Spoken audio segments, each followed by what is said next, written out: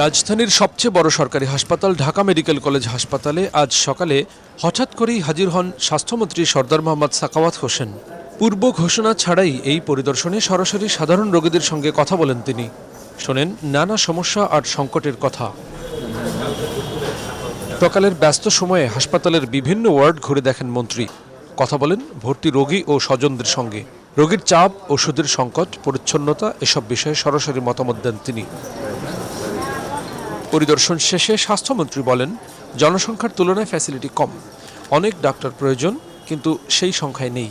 তবে এত সংকটের মধ্যেও যেটুকু দেখেছি নিরাশ হওয়ার মতো না। আমাদের জনসংখ্যার তুলনায় আমাদের facilities givable to the people poor. আমাদের আরও অনেক বেশি অ্যাকোমোডেশনের দরকার, আরও অনেক বেশি ডাক্তারের দরকার। যে জিনিসটা আমাদের অপ্রতুলতা আছে। আমি যা দেখেছি, যদি সত্যি কথা বলতে হয়, এই জনসংখ্যার চাপের ভিতরে আমি যেটুক নিটনেস পেয়েছি, একেবারে নিরাশ হওয়ার মতো কিছু আমি দেখি।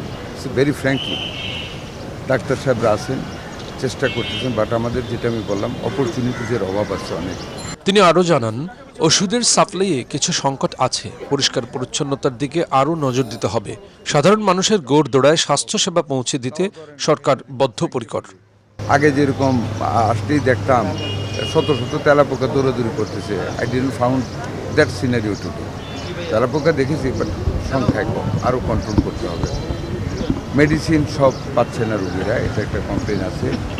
সেটা মেডিসিন হয়তো অনেক সময় সাপ্লাই প্রবলেম হয়ে যায়, সেটা আলাপ করেছি, আরও যাতে রিপিট করা যায়।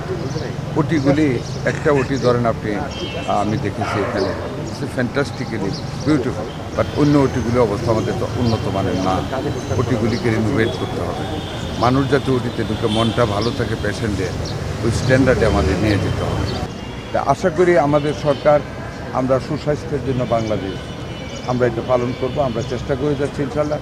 আমরা প্রত্যেকটা ক্ষেত্রে আমাদের সীমিত সম্পদের ভিতরে থেকে আমরা স্বাস্থ্যসেবাকে মানুষের দোরগোড়ায় পৌঁছানোর জন্য বদ্ধপরিকর। দালাল প্রসঙ্গে কড়া বার্তা। হাসপাতালে দালাল চক্রের বিরুদ্ধে কঠোর অবস্থানের কথা জানিয়েছেন মন্ত্রী।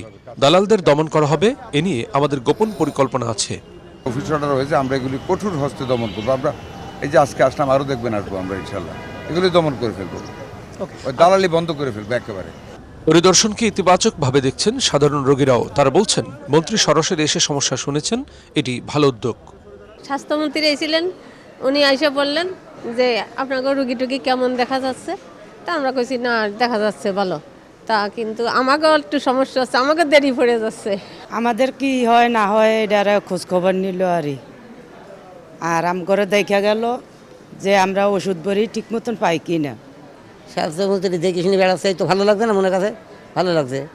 দেখাশোনাটা আমার দেখে গেল, জনগণের দেখে যাচ্ছে, রোগীরে, এটি তো ভালো লাগছে মনের কাছ থেকে। উপরে দেখে যাচ্ছে আমারে, তাহলে এটি তো ভালো। রাজধানীর এই প্রধান সরকারি হাসপাতালে প্রতিদিন হাজারো রোগীর চাপ। সংকটের কথা স্বীকার করলেও সমাধানের আশ্বাস দিয়েছেন স্বাস্থ্যমন্ত্রী। এখন দেখার বিষয়, এই আকস্মিক পরিদর্শনের পর বাস্তব চিত্র কতটা বদলায়। হেমায়েতুল্লাহ নূর, মেডিকেল পোস্ট।